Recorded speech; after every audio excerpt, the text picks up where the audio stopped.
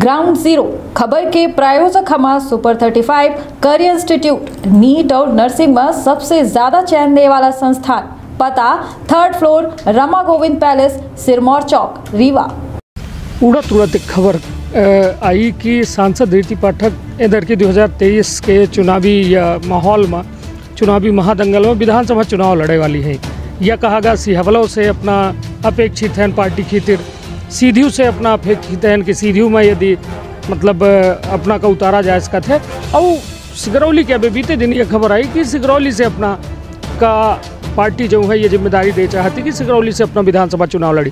कहाँ से लड़े की तैयारी चल रही है, कहाँ चल रही है और वास्तव में कहाँ अपना विधानसभा चुनाव लड़े की जनता के माध्यम से। दीदी यदि बात अभी भाजपा और कांग्रेस की आपने की, एक बड़ा मुद्दा है कि कांग्रेस के 2018 में सरकार बनी थी। कांग्रेस आरोप लगाई दी थी कि खरीद फरोख्त करके हमारी सरकार जो है छीन लीन गए। और इधर की कहो न कहो जनता कांग्रेस के लगे यह आत्मविश्वास है कि जनता हमारा बदला जनता ली का लागत है। यह जो 2018 के चुनी सरकार गिर जाब और फिर यह में आरोप वो का को नहीं नजर की जाए सरकारन में। भाजपा के अंदर मानी थे कि प्रदेश स्तर और संभाग स्तर जो ये गुटबाजी है कहो न कहो, जैसा अभी दिग्विजय सिंह जी के एक बयान आवत है कि 7 नेता ऐसा हैं भाजपा के जो सूट सिवाय के बैठे मुख्यमंत्री पद के शपथ ले खाते एक कौन नजरिए बड़ा अच्छा उत्साहित विंध्य रहा और 30 सीटन में लगभग 24 सीटन में अपना वचन का एक मजबूती प्रदान करी।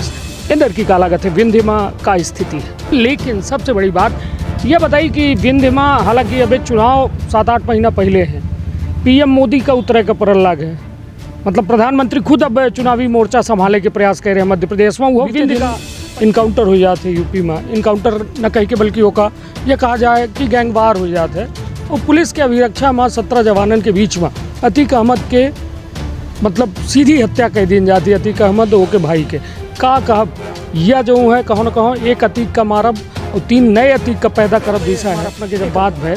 तो यह बात है कि रेल एक अहम मुद्दा है और रेल खातिर अपना अटूट संघर्ष करें। यह जनता दिखे चाहे लोकसभा में अपना चर्चा के दौरान अपना बे हुआ कि हमका पैसा दीन जाए हमारी परियोजना का कैसे पूर्ण की जाए का लागत है। कब तक ये रेल के दर्शन हो ये सीधी इसी तौर पर यह रेल के जब मुद्दा आवत है तो नौकरी के मुद्दा आवत है।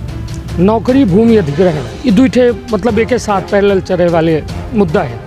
नौकरी खूब दिन गए 2019 से पहले हम कहा थे जो ये गजट आबा नोटिफिकेशन उससे पहले काफ़ी हद तक कहे कि सीधी के इर्द गिर्द ऐसा लोग जेकर जमीन फंसी रही वो लाभान्वित भी। लेकिन आज कुछ युवा आंदोलित हैं, कुछ कहे और युवा हैं, किसान हैं, चाहे गोविंदगढ़ के मामला हो अपना जानी थे वहाँ ट्रेन रोके के प्रयास की इनका अभी तक हुआ स्टेशन संचालित नहीं हो पाएगा जबकि ट्रायल रन की बात हो गई। का कुछ समस्या ही और का कुछ सीधा आदेश जो है कहीं कि एक अलग की बड़ी भ्रम की स्थिति है कि नौकरी के का मिली। हालांकि अपना पचे तब उच्च सदन में है वहाँ से हर चीज़ स्पष्ट हुई। तो यह हम जानना चाहिए थे कि आखिर स्पष्ट आदेश का आबा है जौने से जेके आधार पर नौकरी दीन जाए कि मुआवजा दीन जाए या फिर मुआवजे भर दीन जाए नौकरी न दीन। सही जवाब नहीं मिला काहे कि सीधी सिगरौली रोड काफ़ी प्रयास करें 3 ठेकेदार बदल गए हैं। सड़क मतलब एक सड़क बुनियादी चीज़ के बाद हमें से करी लहे काहे कि अबे बीते सीधे रीवा सीधी रोड के बीच में टनल बनी गए, सलगा मतलब हुआ सड़क बनी गए। लेकिन एक औद्योगिक राजधानी यदि कहा जाए विंध्य के सिगरौली का तो वहाँ इतनी समस्या काहे आ रही है, कहाँ पेच फंसा है कि सीधी सिगरौली जैसा एक महत्वपूर्ण सड़क और जेके खातिर अपना एक अलग प्रयास करें, खूब प्रयास करें ओके बादो यह स्थिति है। महंगाई और बेरोजगारी के मुद्दा में एक शॉर्ट टिप्पणी की कहा देश में महंगाई और बेरोजगारी जैसा मुद्दा वास्तव में है या फिर सिर्फ एक विपक्ष हवा बना फायर राउंड है। ये माँ अपना से हम नेतन के नाम ले उनके बारे में अपना का अपन शॉर्ट उनके बारे में का सोची थे का मतलब उनके बारे में एक स्पष्ट विचार का है वो नेतन के नाम के साथ कहे कि गागर में सागर भरे वाला एक शब्द अपना का देख है। मध्य प्रदेश में जारी तनाव है, लागत है बहुत जल्दी होने वाला चुनाव है। मध्य प्रदेश के यदि सियासत के बात की जाए तो 2023 में चुनावी महादंगल है और यह चुनावी महादंगल में भाजपा और कांग्रेस के सीधा मल्लयुद्ध होने वाला है। यह बात हमें से कहीं लागे कहे कि विकल्प के रूप में अब मध्य प्रदेश में कौनो वैसा आसार नहीं दिखा लगा। सबसे बड़ी बात कि भाजपा विकास यात्रा निकालिस, कांग्रेस भारत जोड़ो यात्रा निकालिस, तो एमपी संदेश बघेली न्यूज चैनल निकालिस चुनावी यात्रा। यह चुनावी यात्रा के मकसद यह है कि वो नेतन के मन टटोले के प्रयास करी कि आखिर यह चुनावी महादंगल में कौने मुद्दन पर चुनाव लड़ा जी, जनता के कितना टटोली पाइस जनप्रतिनिधि। और सबसे बड़ी बात कि जो विकास के दावा किए जाते वास्तव में होकर हकीकत का है। तो विंध्य क्षेत्र के ये पहल बघेली न्यूज चैनल पर हम कनिष्ठ तिवारी अपना पंचन का सभी जनन का प्रणाम करी थे और शुरुआत करी थे खास बातचीत खास मेहमान के साथ। आज हमारे साथ सीधी सिगरौली सांसद रीति पाठक जी हैं, जिनके द्वारा लगातार लोकसभा मतलब उच्च सदन में अपने संसदीय क्षेत्र के मुद्दा तो उठाए जाते, लेकिन जब सफलता नहीं मिले तो यह सवालन के जवाब ले कि आखिर का कहब। और बहुत सारे सवाल हैं और बिना लाग लपेट के सीधी बात नो बकवास हुई। दीदी, एक बड़ा मौका है 2023 जो चुनाव है या चुनावी महादंगल है, भाजपा और कांग्रेस के सीधी लड़ाई है। भाजपा के लगे सत्ता बचावे के जद्दोजहद तो कांग्रेस के लगे सत्ता में आवे के जद्दोजहद। का लागत है भाजपा के भविष्य का है 2023? देखिए, भाजपा का भविष्य तो हमारे देश की जनता ने और मध्य प्रदेश की जनता ने और मेरे संसदीय क्षेत्र की जनता ने डिसाइड किया हुआ है। और आप सब जानते हैं कि जिस तरह से भाजपा आगे बढ़कर विकास के कार्य कर रही है, जनहित के कार्य कर रही है। भाजपा के भले ही वो सत्ता में आकर देश के प्रधानमंत्री और प्रदेश के मुख्यमंत्री बन गए हैं, लेकिन दोनों नेतृत्व के माध्यम से जो इस तरह के सराहनीय कार्य हो रहे हैं, तो निश्चित रूप से भाजपा का जो भविष्य है वो निर्धारित है देश की जनता के माध्यम से। दीदी, यदि बात अभी भाजपा और कांग्रेस की आपने की, एक बड़ा मुद्दा है कि कांग्रेस के 2018 में सरकार बनी थी। कांग्रेस आरोप लगाए दी थी कि खरीद फरोख्त करके हमारी सरकार जो है छीन लीन गए। और इधर की कहो न कहो जनता कांग्रेस के लगे यह आत्मविश्वास है कि जनता हमारा बदला जनता ली। का लागत है यह जो 2018 के चुनी सरकार गिर जाब और फिर यह में आरोप वो का कौन नज़रिए से देखे थे? देखिए, कांग्रेस की तो ये पद्धति ही रही है। आपके सवाल पर मुझे बड़ी हंसी आ रही है कि आरोप लगाना तो इनका काम रहा है। चाहे वो ईवीएम पे आरोप लगाए, चाहे वो नेतृत्व पे आरोप लगाए, हम अच्छा काम कर रहे हैं तो अच्छे काम पर आरोप लगाए।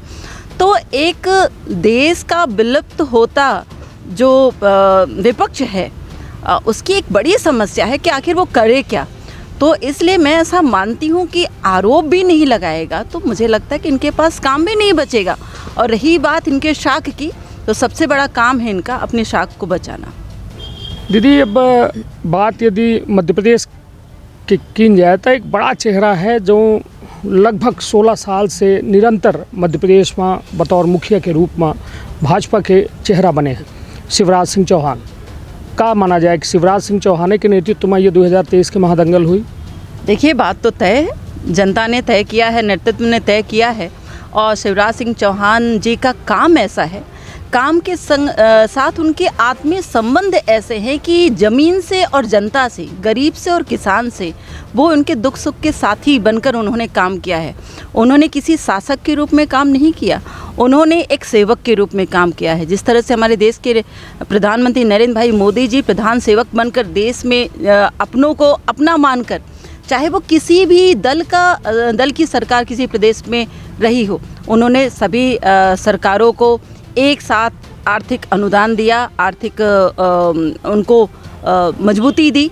और मुझे लगता है कि कहीं भी विभेद को समाप्त कर उन्होंने कहीं भी ऐसा कार्य नहीं किया है जहां पर उनको उंगली उठाई जाए। इसीलिए मैं ऐसा मानती हूं कि शिवराज सिंह चौहान जी तो उनके आने के बाद और ज़्यादा उनके नेतृत्व में उनको देखते हुए जो कार्य कर रहे हैं, जो उन्होंने पहले से अपनी ज़मीन बनाई हुई है, तो ये बात तय करती है कि आगे आने वाले समय भी शिवराज जी के नेतृत्व में जनता के दुख सुख का साथी बनकर जनता के लिए आत्मविश्वास को मजबूत करने का कार्य करेंगे। निश्चित तौर पर शिवराज सिंह चौहान जो मध्य प्रदेश के मुखिया हैं और निश्चित तौर पर उनके ऊर्जा के फ़ायदा सीधा भाजपा को मिल रहा है, अपना के द्वारा कहा जा लगे। और एक बात जो अहम बात यदि देखी जाए सरकारन में, भाजपा के अंदर मानी थे कि प्रदेश स्तर और संभाग स्तर जो ये गुटबाजी है, कहो न कहो जैसा अभी दिग्विजय सिंह जी के एक बयान आवत है कि 7 नेता ऐसा हैं भाजपा के जो सूट सिवाय के बैठे मुख्यमंत्री पद के शपथ ले खातिर, एक कौन नज़रिए से देखे? कनिष्क, गुटबाजी नाम का जो शब्द है वो उस गुटबाजी नाम के शब्द ने कांग्रेस में जन्म लिया है, तो इसलिए कांग्रेस इनकी माता है। तो मैं ऐसा मानती हूँ कि अपने पुत्र को पालने पोसने का काम कांग्रेस से अच्छा और किसी ने नहीं किया। गुटबाजी नाम का शब्द कभी भाजपा में न पनपा है, न पला है, न पोसा है, और न आगे आने वाली हमारी पद्धति में, हमारे संस्कार में, हमारे रीति नीति में और हमारे उद्देश्य में, जो उद्देश्य हमारा अंत्योदय का है, उसमें कभी भी ऐसे शब्दों को जगह नहीं मिलती है। हमारा शब्द है संगठन, और संगठन के साथ ही हम काम करते हैं, और संगठन के साथ ही संगठित होकर सबसे पहले तो अपने जनहित के कार्य को पालते पोसते हैं और अपने दल को और अपने देश और क्षेत्र को मजबूत बनाने का प्रयास करते हैं। इसलिए आपके इस गुटबाजी शब्द से भाजपा में जगह मिले, मैं इससे बिल्कुल भी सहमत नहीं हूँ। निश्चित तौर पर आरोप प्रत्यारोप के दौर तक कांग्रेस भाजपा में चलते रहते। निश्चित तौर पर ओमा जवाब अपना के द्वारा जौन दीन गया कि गुटबाजी कहो नहीं आए, वह था हालांकि यह तय करी 2023 के ये महान दंगल के परिणाम। हालांकि यह हम 6-7 महीना पहले यह दंगल के या चुनावी यात्रा में निकले हैं ना। ये चुनावी यात्रा में अहम बात यह कि यदि देखा जाए विंध्य में पिछली में बड़ा अच्छा उत्साहित विंध्य रहा और 30 सीटन में लगभग 24 सीटन में अपना पचन का एक मजबूती प्रदान करी। इंदर की का लागत है विंध्य में का स्थिति है इस बार? कनिष्क, मुझे लगता है कि 30 में से 30 सीटें सभी विंध्य के पास भाजपा की झोली में आने की संभावना है, क्योंकि काम दिखता है और मुझे लगता है कि शब्दों की कमी वहाँ पर बनती है जहाँ पर आपने बहुत कुछ ऐसी चीज़ें किया हो जो खुलकर बोले। और मुझे लगता है, और मुझे क्या, देश की जनता को लगता है, प्रदेश की जनता को लगता है, हमारी विंध्य की जनता को लगता है कि मोदी के काम, शिवराज के काम और उनके माध्यम से किए गए हमारे जनप्रतिनिधियों के काम निश्चित रूप से ज़मीन पर हैं, बोल रहे हैं, जनहित के कार्य हैं। जनता उसे अपना हित मानती है, अधिकार मानकर आज जनता अपनी मूलभूत आवश्यकताओं की पूर्ति जो उनकी हुई है उसके लिए मोदी और शिवराज को धन्यवाद देते हैं। इसलिए विंध्य में 30 से 30 सीटें हम लेकर आपके समक्ष आ रहे हैं। निश्चित तौर पर हालांकि यह मतलब एक बड़ा आंकड़ा और बड़ी दावेदारी अपने के द्वारा की जा रही कि 30 के 30 सीटन में हम अपन स्थान बनाने वाले हैं। लेकिन सबसे बड़ी बात यह बताई कि विंध्य में हालांकि अभी चुनाव 7-8 महीना पहले हैं, पीएम मोदी का उतरे का परल्लाग है, मतलब प्रधानमंत्री खुद अब चुनावी मोर्चा संभालने के प्रयास कर रहे हैं मध्य प्रदेश में। वो विंध्य का पहली सभा मिली है ये चुनावी माहौल में, कौन नज़रिया से देखी थे कि मतलब पीएम का उतरे का परल्लाग है, मतलब इतना मजबूत है तब फिर काहे उतरे की आवश्यकता है? देखिए, भारतीय जनता पार्टी का संगठन है और ये भारतीय जनता पार्टी की रीति नीति कार्य सिद्धांत की पद्धति है। यहाँ पर देश का प्रधानमंत्री बनकर काम नहीं करता, देश का प्रधानमंत्री यहाँ पर कार्यकर्ता बनकर काम करते हैं। और विंध्य में या हमारे इस धरा पर आना आपने देखा कि पिछली बार सीधी आगमन हुआ था, व्यवहारी आगमन हुआ था। मेरे संसदीय क्षेत्र के हर क्षेत्र में मेरे चुनाव से पहले 2014 और 19 के चुनाव से पहले वो हमारे सिंगरौली में भी आए थे। तो सबसे पहले तो हमारे भारतीय जनता इस बात को हम सबको समझना पड़ेगा और ध्यान रखना पड़ेगा कि हमारे भारतीय जनता पार्टी का चाहे वो बड़ा नेतृत्व हो या स्थानीय नेतृत्व हो, वो सबसे पहले एक कार्यकर्ता है। वो भारतीय जनता पार्टी के संगठन पर विश्वास करता है, भारतीय जनता पार्टी में सबके साथ और सबके विकास पर विश्वास करता है। इसलिए मैं ऐसा मानती हूँ कि हमारे देश के प्रधानमंत्री हम सबका साथ और सबके विकास को, उस नारे को लेकर, उस बात को, विषय को लेकर सबको जोड़ने का कार्य कर रहे हैं। और ये सिर्फ आश्चर्यजनक कोई बात नहीं है कि विंध्य में उनका आना हो रहा है, इसके पहले भी आए हैं और देश के हर कोने कोने में जाकर वो इस बात को स्थापित करने का प्रयास कर रहे हैं। एक सेवक की तरह उन्होंने जिस तरह से देश के कोने कोने में अपनी उपस्थिति बनाई है, ये उनके पद्धति का एक अंग है। ये ऐसा तो नहीं है कि कमज़ोर ही विंध्य में भाजपा की वजह से मोदी जी आए रहे हैं? देखिए, उदाहरण आपके सामने हैं और आगे आने वाली भी कई प्रदेशों के उदाहरण आपके समक्ष हैं। तो मुझे लगता है कि इस पर मुझे बोलने की आवश्यकता ही नहीं है। जब जनता पुकार कर मोदी और शिवराज को अपने साथ का, अपने सुख दुख का साथी मानती है, तो मुझे लगता है कमज़ोर जैसा विषय तो हमारे दल में और हमारी कार्य पद्धति में कहीं भी आना ही नहीं चाहिए। चलिए, निश्चित तौर पर एक बड़ी बात अपना के द्वारा कही जा लगी कि यह एक संगठन आधारित पार्टी है और यह पार्टी में प्रधानमंत्री एक संगठन के नेतृत्व करत जो है वो हर जगह जाते हैं। हालांकि एक विपक्ष जो है ये मान रहा है कि यह हमारा ताकत है कि मतलब कहो न कहो भाजपा कमज़ोर हो रही है विंध्य में, ये वजह से एक बड़े चेहरे का उतारा जा लगे। हालांकि अब सवाल लोकसभा के अपना एक महत्वपूर्ण सदस्य हैं, संसद सदस्य हैं, तो सवाल यह बना था कि देश में कहो न कहो एक बड़ा मुद्दा चल रहा है अतीक अहमद। बीते दिन इनकाउंटर हो जाते यूपी में, इनकाउंटर न कह के बल्कि होगा यह कहा जाए कि गैंगवार हो जाते हैं और पुलिस के अभिरक्षा में 17 जवानों के बीच में अतीक अहमद के मतलब सीधी हत्या कह दी जाती है, अतीक अहमद ओ के भाई के का कहब यह जो है कहो न कहो एक अतीक का मारब और 3 नए अतीक का पैदा करब जैसा है एक का कहब। देखिए, सत्ता चाहे हमारे देश की हो, चाहे उत्तर प्रदेश की हो या मध्य प्रदेश की हो, सबका एकमात्र उद्देश्य है कि भ्रष्टाचार मुक्त और जो इस तरह का आतंक है, आतंकवाद से मुक्त हमारा देश और प्रदेश बने। मैं ऐसा मानती हूँ कि जिस तरह से अतीक अहमद की हत्या हुई या उनके ऊपर बंदूक की गोलियां चली, ये एक जांच का विषय है। हमारे मुख्यमंत्री योगी आदित्यनाथ जी इसको जांच के दायरे में उन्होंने रखा है, इसके लिए कमेटी गठित किए हैं। और जिस तरह से अतीक अहमद लगातार कई गंभीर विषयों का खुलासा करते आ रहे थे, तो निश्चित रूप से ये बात हम सब के संज्ञान में होना चाहिए कि उनकी हत्या का एक कारण बनता था। तो इसलिए वो लोग जो अभी तक कहीं छुपे हुए हैं और जो इस जांच के बाद वो प्रकट होंगे और सामने प्रत्यक्ष उनको लाया जाएगा जनता के सामने, तो निश्चित रूप से ये जांच के विषय के बाद ही पता चलेगा, इसका खुलासा होगा। निश्चित तौर पर यह एक बड़ा मुद्दा है जिस पर देश चर्चा कर रहा है। और बात यही से जुड़ा एक सवाल कि 2013 के बाद अपना क्या लागत है, 2014 के बाद मुसलमान अपने आप का जो असुरक्षित भाव पैदा कर रहे हैं, तो उनकर वजह का लागत है या है सुरक्षित है या असुरक्षित है, का लागत है अपना? देखिए, ये समुदाय कहीं भी कभी भी हमारे देश में असुरक्षित नहीं रहा। जिस तरह से हमारे प्रधानमंत्री जी ने कई योजनाएं इस समुदाय के लिए बनाई हैं और इस समुदाय के लिए कि बहनों के लिए उन्होंने उठकर आवाज़ें उठाई हैं, तो मुझे लगता है कि एक बहुत बड़ा वर्ग है, बहुत बड़ा एक अंश है जिन्होंने मोदी जी के साथ खड़े रहकर उन्हें ये बताया कि आप आगे बढ़िए और हम उनके साथ हैं। तो मैं ऐसा कहना चाहती हूँ आपके माध्यम से कि जो हमारी पार्टी है जो हमारा नेतृत्व है, वो हर वर्ग को साथ में लेकर चलने पर विश्वास करता है। इसलिए इस देश में सबकी सुरक्षा और सबका सम्मान हमारे दोनों नेतृत्व की जिम्मेदारी है। हमारे प्रदेश के भी नेतृत्व की जिम्मेदारी है और हमारे देश के भी नेतृत्व की जिम्मेदारी है, और हर प्रदेश के भारतीय जनता पार्टी के नेतृत्व की जिम्मेदारी है और अपनी जिम्मेदारियों से इसका निर्वहन भी किया जा रहा है।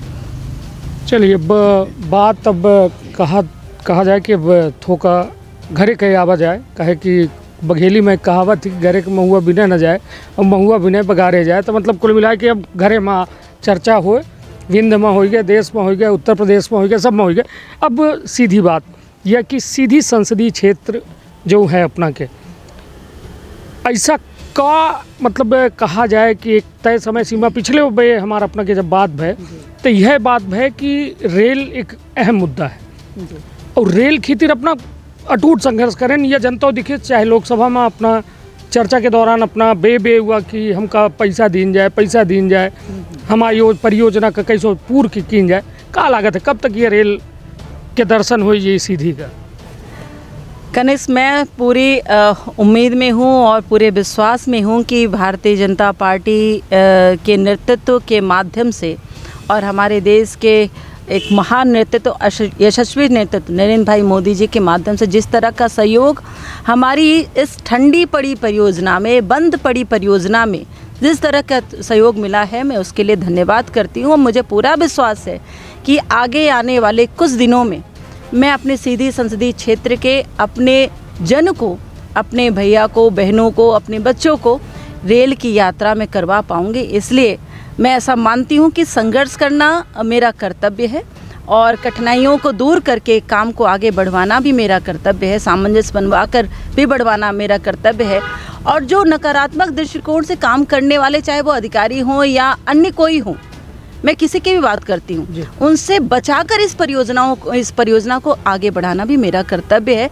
इसलिए मैं अपने कर्तव्य का निर्वहन कर रही हूँ और मैं अपने नेतृत्व पर विश्वास करती हूँ कि लगातार जिस समय, कठिन समय पर, कोविड जैसे महामारी के संकट के दौरान में भी जिस तरह से उन्होंने इस परियोजना को फंडिंग करने से रोका नहीं है और लगातार इस परियोजना को राशि उपलब्ध कराई है, मैं आगे आने वाले समय में भी ये उम्मीद रखती हूँ कि लगातार राशि उपलब्ध होने के साथ इस परियोजना पर कड़ी नज़र हमारे प्रधानमंत्री जी की है और उनके माध्यम से इस परियोजना का लाभ, रेल का लाभ, रेल की सुविधा का लाभ हमारे क्षेत्रवासियों को ज़रूर और जल्दी मिलने वाला है। जल्दी मतलब जैसा एक थे हुआ रहा प्रवचन के स्लोगन, तारीख नहीं बताएंगे, मंदिर वहीं बनाएंगे, मतलब ऐसा कुछ यह माना जाए कि लगभग साल 2 साल के अंदर कुछ एक तय समय सीमा नहीं है अभी फिलहाल। देखिए, कई सारी कठिनाइयाँ सामने आती हैं कनिष्क, और आपको अभी ध्यान में होगा कि एक नए पुल का निर्माण भी हमें करना है, जो अचानक से कहीं से ऐसा लगता है कि जैसे प्रकट हो गया। तो इन सब चीज़ों में थोड़ा समय लगता है, पर मैं प्रयास करूंगी कि 2024 के तक मैं इस परियोजना को एक सही रूप में दे सकूं और हमारे क्षेत्रवासियों का विश्वास मैं कायम रख सकूं। इसी तौर पर यह रेल के जब मुद्दा आवत है तो नौकरी के मुद्दा आवत है, नौकरी भूमि अधिग्रहण, ये दुईठे मतलब एक साथ पैरेलल चले वाले मुद्दा है। नौकरी खूब दिन गए, 2019 से पहले हम कहा थे जो ये गजट आबा नोटिफिकेशन, उससे पहले काफ़ी हद तक कहे कि सीधी के इर्द गिर्द ऐसा लोग जेकर ज़मीन फंसी रही वो लाभान्वित भी हैं। लेकिन आज कुछ युवा आंदोलित हैं, कुछ कहे और युवा हैं, किसान हैं, चाहे गोविंदगढ़ के मामला हो अपना जानी थे, वहाँ ट्रेन रोके के प्रयास कीनगा, अभी तक हुआ स्टेशन संचालित नहीं हो पाएगा, जबकि ट्रायल रन की बात हो गई। का कुछ समस्या ही और का कुछ सीधा आदेश जो है, कहे कि एक अलग की बड़ी भ्रम की स्थिति है कि नौकरी के का मिली। हालांकि अपना पचे तब उच्च सदन में है, वहाँ से हर चीज़ स्पष्ट हुई। तो यह हम जानना चाहिए थे कि आखिर स्पष्ट आदेश का आबा है जौने से जेके आधार पर नौकरी दीन जाई कि मुआवजा दीन जाई या फिर मुआवजे भर दीन जाई, नौकरी न दीन जाई, का हुआ आदेश? देखिए, इस परियोजना से मैं लगातार 9 वर्षों से भावनात्मक रूप से मैं जुड़ी हुई हूँ और मेरे संसदीय क्षेत्र का एक महत्वपूर्ण भाग सिंगरौली ज़िला, जो कि औद्योगिक इकाई के रूप में माना जाता है कनिष्क, मैं लगातार इस विषय को मेरे समक्ष मैं देख रही हूँ और मैं देख रही हूँ कि जब कोई किसान या गरीब अपनी ज़मीन को देता है तो वो एक उम्मीद रखता है कि इसके बदले में उसका जीवन जो है वो सार्थक होगा या व्यवस्थित होगा, उसको नौकरी मिलेगी, उसको मुआवजा मिलेगा तो अपने बच्चे की शादी कर पाएगा, उनके लिए व्यापार स्थापित कर पाएगा, या नौकरी मिलेगी तो निश्चित रूप से उसके परिवार का पालन पोषण थोड़ा सुव्यवस्थित रूप से हो पाएगा। तो ये एक सहज सी उम्मीद होती है जब भी कोई भी व्यक्ति, कोई भी परिवार अपनी ज़मीन का टुकड़ा किसी परियोजना के लिए देता है। आप ये भी जानते हैं कि देश के अन्य परियोजनाओं में, जो रेल विभाग की जो परियोजना है, अन्य परियोजनाओं में नौकरी की प्रक्रिया ज़मीन के बदले बंद कर दी गई है और ये बहुत पहले से ये प्रक्रिया शुरू थी। लेकिन ये हम सबका मिला जुला एक प्रयास था कि हम अपने इस परियोजना में अपने लोगों को हमने कई सारी नौकरियां दिलाई और जो अनगिनत है, करीब 2000 से ज़्यादा लोगों को नौकरियां मिली और ये मेरे लिए सौभाग्य का विषय है कि मैं इतना कुछ कर पाई।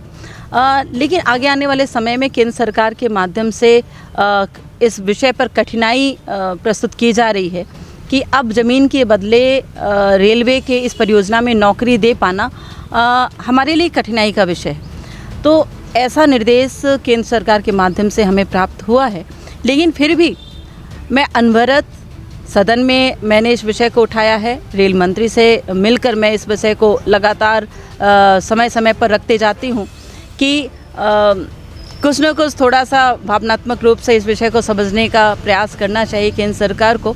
और लगातार मैं आदरणीय प्रधानमंत्री जी के इस विषय को मैं मानती हूँ, हर उनके निर्णय को मैं मानती हूँ, हमारा पूरा देश मानता है। लेकिन क्योंकि संसदीय क्षेत्र की एक जनप्रतिनिधि होने के नाते मैं उनकी इस बात को उनके तक पहुंचाना अपना कर्तव्य समझती हूं और मैं ऐसा मानती हूं कि बार बार कहने से तो मुझे लगता है कि कोई भी पिघल जाता है, और मुझे लगता है प्रधानमंत्री जी ज़रूर इस बात को सुनेंगे, समझेंगे और आगे आने वाली परियोजनाओं में ज़मीन के बदले नौकरी देने का प्रयास ज़रूर हम तक पहुंचाएंगे। निश्चित तौर पर यह रेलवे के नौकरी और मुआवजा के मुद्दा एक बड़ा मुद्दा है और अमूमन यह देखा गया कि सीधी माँ अवार्ड जारी होए के वक्त एक बड़ा घोटाला सामने आवा कि लोगन के द्वारा जेके लगे ज़मीन रही वो एक डिसमिल के जो है पट्टा कराउब शुरू कर दीन, रजिस्ट्री कराउब शुरू कर दीन। तो मतलब यह कितना बड़ा यह और अपना की नज़र है यह घोटाला की ओर जे लोग चिन्हित कीन के कुछ लोग कहे कि शिकायत अपनों तक पहुंची है। कई एक बे समाचार पत्रन में यह बात के खुलासा हुआ कि रेलवे के यह मुआवजा और नौकरी पावे खातिर बड़े स्तर में एमा जो है एक गैंग काम करीस, जो जमीनन के बटांकन के काम भा, एक मतलब 1 एकड़ का कम से कम 100 काश्तकारन के नाम कीन गा। तो मतलब ये कहो न कहो एक बड़ा शसनों का हानि भय और एम से कहो न कहो मुआवजो ज़्यादा बांटे का पड़ा था, परियोजना थोका रफ्तार परियोजना के धीरे भे तो एहू और अपना के ध्यान है और कुछ लगातार मैंने इस संवेदनशील विषय को अपने संज्ञान में लिया है, और लगातार आप जैसा जानते हैं कि महीने 1.5 महीने में मेरे हर महीने में रेलवे की मीटिंग होती है, नहीं हो पाती तो 1.5 महीने से 2 महीने के अंदर मैं एक मीटिंग मैं कर ही लेती हूँ।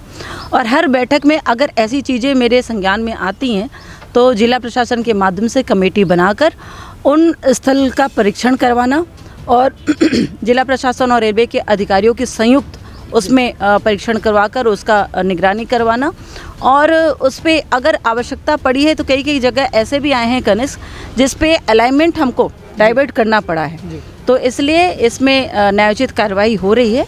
और ऐसा बिल्कुल नहीं होगा क्योंकि ये जो सरकार है वो हमारी है, सरकार की आर्थिक व्यवस्थाएं भी हमारी है, इसलिए हमारा कर्तव्य बनता है कि आर्थिक व्यवस्थाओं को समुचित ढंग से, व्यवस्थित ढंग से हम जनता तक पहुंचा पाएँ, जिससे अन्य योजनाओं में इनको अन्य आगे आने वाले समय में लाभ के लिए कोई किसी तरह की कठिनाई न पहुंचे।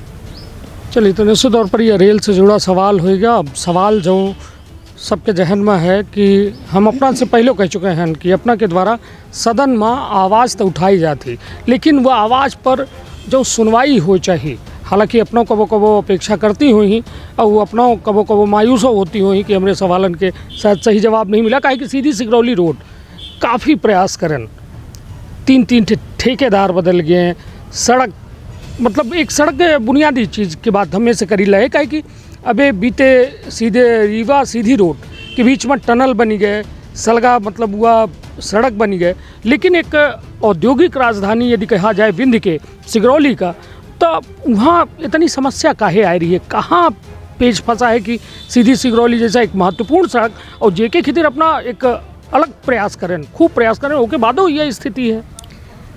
कनिष्क, हमारे प्रधानमंत्री जी कहते हैं कि कभी कभी हमें उन बातों पर भी बात कर लेना चाहिए जो बात हम करके अपने आप में संतुष्टि महसूस करते हैं। तो कई ऐसी मेरी आवाज़ें जो सदन में उठी हैं वो आवाज़ें कार्य के रूप में परिणित हुई हैं, चाहे वो मेडिकल कॉलेज की बात कहें, चाहे वो एरोड्रम की एयर स्ट्रिप की बात कहें, चाहे वो टनल की बात कहें, चाहे रेलवे के मुआवजे के लिए बात कहें, चाहे हमारे पिछले पंचवर्षीय में 9 स्टॉपेज के देने के लिए बात कहें, चाहे ओवरब्रिज और अंडरब्रिज की बात कहें, तो ऐसी कई सारी चीज़ हैं, चाहे अन्य औद्योगिक इकाइयों की बात कहें। तो मुझे लगता है सिर्फ एक विषय जो ठीक है हमारी कनेक्टिविटी को जो प्रभावित कर रहा है, जिसका इफ़ेक्ट उस पर पड़ रहा है, ये, लेकिन इसकी भी आवाज़ मैंने सदन में उठाई और ये भी आवाज़ माननीय मंत्री माननीय प्रधानमंत्री नरेंद्र भाई मोदी जी तक पहुंची और माननीय हमारे जो मंत्री हैं नितिन गडकरी जी तक पहुंची, और गडकरी जी ने इस बात को स्वीकार किया कि सिर्फ और सिर्फ ये एक ऐसा प्रोजेक्ट है जिस पर हमें लगातार कठिनाइयाँ हो रही है। अभी आपने देखा कि कई सारे सौगातें जब गडकरी जी का यहाँ आना हुआ था टनल के उद्घाटन के लिए, तो रीवा में जब कार्यक्रम हुआ था तो कई सारे सौगातें, इवन सिंगरौली से प्रयागराज तक जोड़ने के लिए 450 करोड़ की एक बड़े रोड की सौगात दी और अन्य सौगातों से हमें नवाजा है। तो ऐसी तो सिर्फ एक ये विषय NH39 जिस पर हम बहुत, मुझे लगता है कि ये शायद ग्रहों की स्थिति है या क्या है, पर मुझे लगता है जितना ज़्यादा इसमें एफर्ट किया गया है, जितना ज़्यादा इसमें प्रयास किया गया है, इस पर उतनी ही कठिनाई बनी हुई है, लेकिन लगातार समीक्षा करना, अभी मैंने 3 दिन पहले ही इस पे समीक्षा किया है। और सिर्फ समीक्षा करना, आपको लगता होगा कि समीक्षा तो सभी करते हैं, लेकिन मैं ऐसा मानती हूँ कि काम थोड़ा स्लो हो सकता है, थोड़ी कठिनाई के साथ वो काम हो सकता है, लेकिन काम पूर्ण होगा, अपने समय सीमा के अंदर ही पूर्ण होगा। और चूँकि काम की तय समय सीमा ख़त्म हो चुकी है, लेकिन आगे आने वाले समय में हम इन चीज़ों को छोड़ तो नहीं सकते, और यहाँ पर छोड़कर हम उसको नकारात्मक रूप से ना तो बोल सकते हैं, ना तो उसको व्यवहार कर सकते हैं। इसलिए काम को पूरा करना ही हमारा उद्देश्य होना चाहिए और यही हमारा कर्तव्य होना चाहिए, क्योंकि इसको जनता तक पहुँचाना है। ये कनेक्टिविटी की बात है, और जब तक कनेक्टिविटी नहीं होगी तब तक अन्य चीज़ों पर हम सोच भी नहीं सकते। इसलिए तय समय सीमा के से थोड़ा बाहर ही हम जा रहे हैं, पर इन कामों को पूर्ण करने का मैं आपसे वादा करती हूँ। निश्चित तौर पर एक बड़ी जो हम ऐसे इंफ्रास्ट्रक्चर की बात करी थी, कहे कि एक लोकसभा सदस्य जो होते हैं, निश्चित तौर पर एक बड़े सदन में जब जनता की बात रखा थे, तो निश्चित तौर पर देश के सर्वोच्च जो जनप्रतिनिधि हैं, जो देश का चलाए वाले लोग हैं, उनके तक जो है वह बात पहुंचा थी। हम एक बात जो बाहरी से जो है अमलिया का जोड़े वाली पुल है, वो पुल बड़ी जर्जर स्थिति में है। उसके खातिर का कुछ प्रयास प्रवचन के माध्यम से किए गए हैं कि जल्द से जल्द उठे आवागमन शुरू हो जाए। एक वैकल्पिक मार्ग जहाँ कहे कि यूपी से एमपी का जोड़े वाला एक महत्वपूर्ण रास्ता हुआ है, तो ओके खातिर का कुछ प्रयास किए गए। कनिक साहब, आपने देखा कि तुरंत ही मैंने टीम को इसकी सूचना दी और पूरी टीम आई वहाँ पर, प्रदेश के हमारे वरिष्ठ अधिकारी आए और उन्होंने इस पुल का निरीक्षण किया और इसको तय समय के लिए बंद कर दिया गया। फिर इस पर कुछ रिपेयरिंग हुई और अभी हल्के वाहनों को चलने की अनुमति इसमें दे दी गई है। और उसके बगल में ही एक हमारी नई पुल भी बन रही है, आपने जितना देखा होगा। उस पुल को जल्दी से जल्दी हम कितनी जल्दी उसको पूर्ण कर पाए, ये हमारा उद्देश्य है। तो मुझे लगता है इस पे भी हमको सफलता मिलेगी। जल्दी से जल्दी जब किसी कार्य के पीछे हम ध्यान देकर उसकी समीक्षा समय समय पर करते हैं और उस पर पुशअप करते हैं, तो निश्चित रूप से वो तय समय सीमा के अंदर पूर्ण होता है। चलिए, निश्चित तौर पर अब बात यह कि 2023 के जो यह विधानसभा चुनाव है, अपना एक बड़े संसदीय क्षेत्र के जो है देखरेख करे वाले जनप्रतिनिधि हैं, जो इधर की सबसे बड़ी बात यह उठ रही है कि भारत एक ऐसा देश है जो युवन के देश है और एक मैक्सिमम जो है युवा या देश में है, जो देश के तकदीर बदले खातिर बेताब है का इधर की सक्रिय राजनीति में युवन का पक्ष में है कि उनका मौका मिले चाहिए और कहे कि अपना खुद युवा प्रतिनिधित्व दे रहे हैं संसदीय क्षेत्र में। तो जो विधानसभा स्तर पर युवन का टिकट में कितनी भागीदारी अपना मानी थे और युवन का कितना महत्व मिले चाहिए राजनीति? देखिए, जैसा मैंने आपसे पहले कहा कि सबसे पहले तो मैं एक कार्यकर्ता हूँ, उसके बाद मैं पार्टी के निर्णय के अनुसार जनता के द्वारा चुनी गई एक जनप्रतिनिधि हूँ। तो सबसे पहले मैं अपने पार्टी की कार्यकर्ता के रूप में आपको ये ज़रूर कहना चाहूँगी कि ये हमारे दल का ऐसा उद्देश्य भी है, ऐसा निर्णय भी है और आगे पीछे गया हुआ समय और आगे आने वाले समय में आप सबने देखा है कि कई सारे चेंजेस हुए हैं। तो इसलिए पार्टी के ऊपर निर्भर करता है कि कौन से विधानसभा में या कौन से क्षेत्र में उसे किस तरह की बदलाव करना है। पार्टी और संगठन, हमारे वरिष्ठ नेतृत्व और हमारे संगठन के वरिष्ठ संगठक, इन सभी दोनों पक्षों का सामंजस्य बैठक एक होती है और उस पर विचार करके इन चीज़ों को निर्णित किया जाता है। युवन का मौका मिले चाहिए कि नहीं सक्रिय राजनीति? देखिए, मैंने आपको कहा कि हमारी पार्टी की जो विचारधारा है वो इसी पर है कि युवा आगे आए। आपने देखा कि हमारे संगठन में कई मंडल अध्यक्ष युवा हैं, हमारे संगठन में जिला अध्यक्ष युवा हैं, तो हमारे संगठन ने कई युवा लोगों को विधायक बनाया है, सांसद बनाया है। तो निश्चित रूप से पार्टी इस पर विचार करेगी और पार्टी का तो ये उद्देश्य ही है। चलिए, तो अब बात पार्टी की हो गई। युवा का है कि गुजरात मॉडल की चर्चा होती है। अभी बीते दिन समाचार पत्र अपना दिखे हो कि गुजरात मॉडल के गुजरात फार्मूला पर जो है विधानसभा चुनाव लड़ा जाए मध्य प्रदेश में। यह कहा गया 65 पार और 70 पार जे ज़्यादा वरिष्ठ विधायक हैं उनका टिकट काट के युवन का मौका दीजिए। यह संदर्भ में हम जानना चाहते कि यह सही है या बस मनगढ़ंत चीज़ है, पेपर में छपी रही? देखिए, वहाँ के अध्यक्ष CR पाटिल जी हैं और यहाँ के अध्यक्ष VD शर्मा जी हैं और मैं दोनों को कुशल संगठक मानती हूँ और हर प्रदेश की अपनी एक अलग अलग रणनीति क्षेत्रीय स्थितियों को देखकर बनाई जाती है। तो इसलिए गुजरात निश्चित रूप से हमारे प्रधानमंत्री जी का भी प्रदेश रहा है, लेकिन उनका तो क्षेत्र पूरा देश है। और मैं ऐसा मानती हूँ कि गुजरात में जो भी रणनीति आदरणीय प्रधानमंत्री जी या वहाँ के प्रदेश अध्यक्ष जी या वहाँ के मुख्यमंत्री के माध्यम से जो अपनाए जाएंगे, निश्चित रूप से वो कारगर हुई थी, कारगर होगी। और इस तरह की कई ऐसी रणनीति क्षेत्रीय व्यवस्थाओं को देखकर और स्थानीय व्यवस्थाओं को देखकर, ज़रूरतों को देखकर, आवश्यकताओं को देखकर जो भी उचित होगा, हमारे देश के, हमारे प्रदेश के अध्यक्ष और हमारे प्रदेश के मुख्यमंत्री निश्चित रूप से प्रधानमंत्री जी के नेतृत्व में उन रणनीति को अपनाएंगे।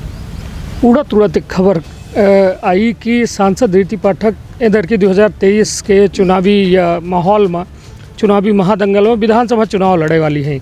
यह कहा गया सिहवलों से अपना अपेक्षित है पार्टी खीतिर, सीधियों से अपना अपेक्षित है कि सीधियों में यदि मतलब अपना का उतारा जाए इसका थे। और सिगरौली के अभी बीते दिन ये खबर आई कि सिगरौली से अपना का पार्टी जो है ये जिम्मेदारी दे चाहती कि सिगरौली से अपना विधानसभा चुनाव लड़ी। कहाँ से लड़े की तैयारी चल रही है, कहाँ चल रही है, और वास्तव में कहाँ अपना विधानसभा चुनाव लड़े की इच्छुक हैं कि नहीं? देखिए, सबसे पहली बात तो ये कनिष्क, हम चुनावी दौर में हैं और चुनावी दौर में हर एक नए घंटे एक नया समाचार आपको सुनने के लिए मिलता है और एक नए विषय पर बात होती है, नए बिंदु पर बात होती है, जहाँ पर कोई तथ्य नहीं होता, जहाँ पर कोई आधार नहीं होता, जहाँ पर सिर्फ चर्चा होती है। चाहे वो चाय की दुकान हो, चाहे वो पान की दुकान हो, चाहे वो हमारे कार्यकर्ताओं की बैठक हो या जनता की बैठक हो, कहीं भी। तो ऐसी चर्चाएं लगातार सरल और सहज रूप में बनी रहती हैं, बनी हैं और आगे भी बनी रहेंगी। और दूसरी बात ये जिस पे मैं महत्वपूर्ण रूप से बात करना चाहूँगी कि मैं जिस दल से मैं संबंध रखती हूँ, भारतीय जनता पार्टी, मेरा सौभाग्य है कि मैं इस दल से संबंध रखती हूँ और इस दल पर चलने के लिए मेरी एक लाइन है, जिस तय लाइन को मैं अपनी पार्टी की तय लाइन को मैं मानती हूँ कि मुझे उसी लाइन पर ही चलना है।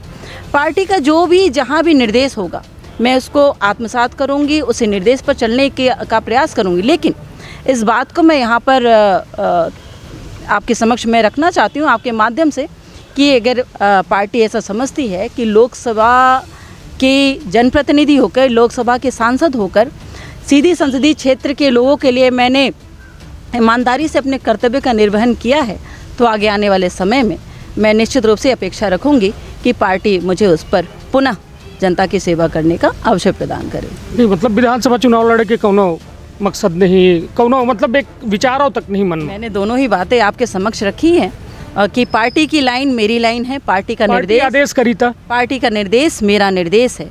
लेकिन उसके बाद भी मैंने इस बात को कहा कि अगर पार्टी को मेरे कर्तव्य में कहीं भी कोई कमी नज़र नहीं आई है तो निश्चित रूप से मैं पार्टी से आग्रह करूंगी, निवेदन करूंगी कि मुझे पुनः जनता की सेवा करने का अवसर इसी रूप में प्रदान करने। चलिए, तो कुल मिला के बहुत जो है साफ तौर अंदाज में यह बात से मना कर दीन गया है अपना के द्वारा कि हमका लोकसभा की टिकट दी जाए। लेकिन यदि पार्टी जो है यह कहा गया है, मतलब अभी धौ निधौ की स्थिति है कि यदि निर्देश मिलत है तब फिर हम तैयार हैं मैदान में उतरेगा। तब देखब दिलचस्प हुई कहे कि यह एक बड़ा ज़बरदस्त मुकाबला जो है कहो न कहो तैयार करे जा रही है भाजपा पार्टी। अब कुछ आखिरी सवाल ऐसे कि कुछ बुनियादी जो व्यवस्था है, एक शिक्षा और स्वास्थ्य और कानून, ये तीन अपना के विषय हैं और हम पूरे अपना के संसदीय क्षेत्र में हम एमा पूछे चाहिए थे कि शिक्षा में 10 माह कै नंबर देव अपना कहे कि अपना एक मतलब एक टीचर जब नंबर देते है तो वह अपने व्यवस्था के हिसाब से देते है और वास्तव में जब लड़का लिखे रहा था तो वह नंबर ओका मिलत है, वह नंबर ओकर जो है वह दूसर जब जाना थे तो ओका एहसास होता है कि हाँ वास्तव में सही नंबर भा है, सही मार्किंग में। शिक्षा का लेके अपना संसदीय क्षेत्र में कै नंबर दे? देखिए, अगर आप नंबर की बात कर रहे हैं तो शिक्षा के क्षेत्र में 10 में से 10 देना मेरे लिए थोड़ा कठिन होगा। मैं बहुत ईमानदारी से कहना चाहती हूँ कि अभी बहुत सारे काम हैं करने के लिए और बहुत सारी कमियां हैं दूर करने के लिए, बहुत सारी कठिनाइयां हैं उसको समाधान करने के लिए शिक्षा का विषय है। निश्चित रूप से हमारे बच्चों के भविष्य की बात है और इस पर पूरा उनका एक भविष्य निर्भर होता है। तो इसलिए मैं ऐसा मानती हूँ कि 10 में से 8 नंबर मेरे माध्यम से देना इसलिए उचित होगा कि बाकी 2 नंबरों पर काम करना हम सबके लिए एक महत्वपूर्ण जिम्मेदारी है। स्वास्थ्य व्यवस्था 10 में कै नंबर संसदीय क्षेत्र? स्वास्थ्य व्यवस्था में भी मैं 10 में से मुझे लगता है कि 6 नंबर ही देना चाहिए, क्योंकि लगातार इस पर मांग होती रही है। जिस तरह की व्यवस्था होना चाहिए उस तरह की व्यवस्था कर पाने में हम थोड़ा सा असफल रहे हैं कनिष्क। और मैं ऐसा मानती हूँ आगे आने वाले समय में आदरणीय शिवराज सिंह चौहान जी से और नरेंद्र भाई मोदी जी से मेरी एक ही मांग रहेगी कि मेरे संसदीय क्षेत्र में स्वास्थ्य को महत्वपूर्ण जगह बनाया जाए और दिया जाए, और शिक्षा के साथ स्वास्थ्य बहुत महत्वपूर्ण आवश्यकता है। अभी कानून व्यवस्था 10 में? कानून व्यवस्था में भी मैं मानूंगी कि थोड़ा सा कमी, जिस तरह की शिक्षा का नंबर मैंने दिया है आपको, उसी तरह से कानून व्यवस्था का भी नंबर मैं देना चाहूँगी। तो इसलिए मैं इसको 10 में से 8 ही मानूंगी, और 2% जिसमें सुधार करने की आवश्यकता है, जिसमें न्यायोचित कार्रवाई करने की आवश्यकता है, उन पर काम करने की आवश्यकता है। दीदी, अब एक सबसे बड़ी बात, तो सबसे बड़ी या अपना के क्षेत्र के पीड़ा की हम बात करी थी, या अपने भर की नहीं पूरे विंध्य के पीड़ा है कि युवा जो है नशा के दलदल में जो है घुस रहा है। कोरेक्स, गांजा, अफीम, मतलब ऐसा कुछ माहौल बन रहा है कि युवा जो देश के भविष्य संवारे के काम करे चाहिए, वह अपने भविष्य का गर्त में डाल रहा है, या नशा के जो दलदल विंध्य बना जा रहा है। एक इथिर का कुछ प्रयास आगामी दिनों में अपना के द्वारा की जाए, और वर्तमान में का स्थिति लागत ही अपना का कि ऐसे निपटारा कैसा मिले। कहे कि वह बाप महतारी जो 4 लाख 5 लाख लगाए के लड़का बेटियन का पढ़ाए रहा है, लेकिन वो पढ़े लिखे के बाद जब रोजगार नहीं मिलता है तो वह स्थिति यह है कि वह नशा के दलदल में चला जाता है।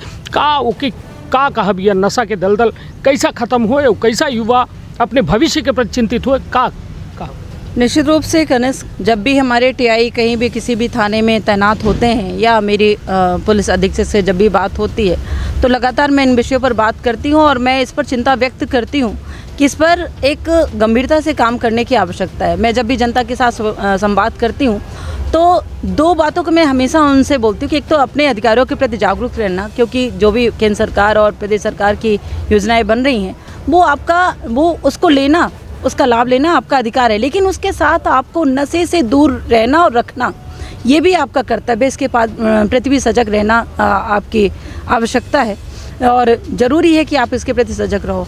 कई आदिवासी क्षेत्र ऐसे हैं जहाँ से मानव दुर्व्यापार हो या ये नशे जैसा विषय हो, इन विषयों को गंभीरता से देखने का एक मुझे मौका मिला है, और इन विषयों पर मैंने पुलिस प्रशासन को लगातार कड़ाई से इस पर काम करने के लिए लगातार मैंने कहा। आगे आने वाले समय में जैसा आपने अभी सजग किया है कि इस पर एक अच्छी रणनीति बनाकर कम से कम अपने संसदीय क्षेत्र के लोगों को बचाने के लिए काम करना चाहिए, युवाओं के लिए बचाने के लिए काम करना चाहिए, क्योंकि यही युवा हमारे देश के प्रधानमंत्री के उन सपनों को साकार करेंगे जो सपना लेकर वो युवा भारत के रूप में देख रहे हैं। तो मैं ऐसा मानती हूँ कि सबसे पहले युवा को इस दुर्गति से दूर ले जाने की आवश्यकता है। यदि महंगाई और बेरोजगारी के मुद्दा में एक शॉर्ट टिप्पणी की का देश में महंगाई और बेरोजगारी जैसा मुद्दा वास्तव में है, या फिर सिर्फ एक विपक्ष हवा बनाए रहा है? देखिए, जब हम काम न करना चाहें तो दुनिया की कोई ताकत हमें काम नहीं करवा सकती। इतनी बड़ी बड़ी योजनाएं आज के समय में जिस तरह से भारत का बदलता हुआ रूप और स्वरूप है, तो मुझे लगता है ये स्वर्णिम युग है। ये हमारे देश के लिए भी स्वर्णिम युग है, हमारे प्रदेश के लिए भी स्वर्णिम युग है। इसलिए आदरणीय प्रधानमंत्री नरेंद्र भाई मोदी जी को मैं हृदय से आभार व्यक्त करती हूँ, धन्यवाद व्यक्त करती हूँ। चाहे वो कौशल उन्नयन नीति के माध्यम से हो, चाहे वो रोजगार के माध्यम से हो, चाहे वो मेक इन इंडिया के माध्यम से हो, हर वक्त हर क्षेत्र में उन्होंने सिर्फ और सिर्फ एक उद्देश्य रखा है कि कैसे हमारे यहाँ के स्थानीय लोग, स्थानीय युवा अपने आप को निर्भर बना सके, आत्मनिर्भर के कदम की ओर अपना कदम बढ़ा सकें। इसलिए मानसिकता होना चाहिए, मन होना चाहिए, हृदय और आत्मा होनी चाहिए, इन चीज़ों को समाकर, इन चीज़ों को समझकर इस पे अपने कदम को बढ़ाने के लिए। इसलिए काम की कमी नहीं है, कमी कहीं अगर है मन और मानसिकता की है, तो इसलिए मुझे लगता है कि वो आसान सा तरीका कि हमें सरकारी नौकरी मिले और हम नौकरी करें, तो उस पर एक कठिनाई का विषय तो बनता है, लेकिन ये तरीका हमें और आसान बनाता है कि किस तरह से हमारे नेतृत्व ने हमारे लिए एक विरासत दिया है। काम की कमी नहीं है कहीं पर भी, लेकिन उसको समझने की कमी जो हमारे में है, उसको उस समझाइश को लेकर हमें आगे बढ़ने की आवश्यकता है। महंगाई, देखिए, अगर छोटी मोटी चीज़ें अगर किसी एक उत्पाद में या किसी एक क्षेत्र में आपने कुछ कीमतें अगर बढ़ाई हमारे देश की अर्थव्यवस्था को ठीक करने के लिए, आज आप देख रहे हैं, सबसे बड़ी बात यह है कि वैश्विक स्तर पर हमारे जो अर्थव्यवस्था की बात करें तो आज 5वें नंबर पर है। तो यदि देश का नेतृत्व इस अर्थव्यवस्था को संभालने के लिए सक्षम नहीं होता, तो मुझे लगता है कि आज हमारी देश की अर्थव्यवस्था 5वें नंबर पर कभी नहीं आती। तो इन चीज़ों की आवश्यकता पड़ती है किसी भी क्षेत्र में, कुछ कीमतों को बढ़ाकर और फिर उन टैक्स से या उन अर्थ से जनता के लोगों को हितदायक योजनाएं बनाकर उनको लाभ देना, तो ये एक व्यवस्था का परिणाम है। तो मुझे नहीं लगता कि कहीं भी हमारे देश में महंगाई जैसा कोई विषय है, और हर एक जागरूक जनप्रतिनिधि, हर एक जागरूक जनता और हर एक जागरूक परिवार हमारे देश के नेतृत्व के हर निर्णय को स्वीकार कर रहा है और उनके कंधे से कंधा मिलाकर उन्हें आगे बढ़ने की प्रेरणा दे रहा है। दीदी, बस अब यह एक ठे आखिरी राउंड और रैपिड फायर राउंड है। ये माँ अपना से हम नेतन के नाम ले, उनके बारे में अपना का अपन शॉर्ट, उनके बारे में का सोची थे, का मतलब उनके बारे में एक स्पष्ट विचार का है वो नेतन के नाम के साथ कहे कि गागर में सागर भरे वाला एक शब्द अपना का देख है पीएम नरेंद्र मोदी। अविश्वसनीय, यशस्वी और हमारे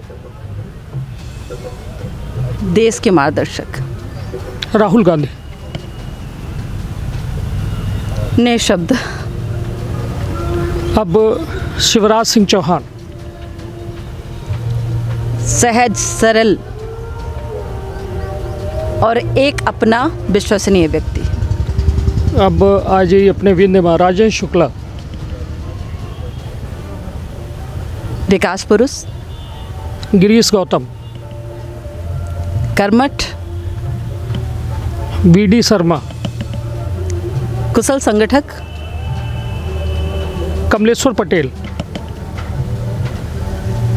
महत्वाकांक्षी। अजय सिंह राहुल।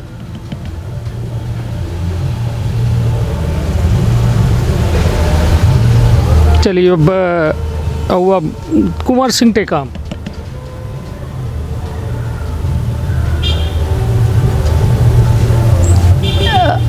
जनहितैषी। सरदेंदु तिवारी। युवा नेतृत्व। केदारनाथ शुक्ला। निःशब्द।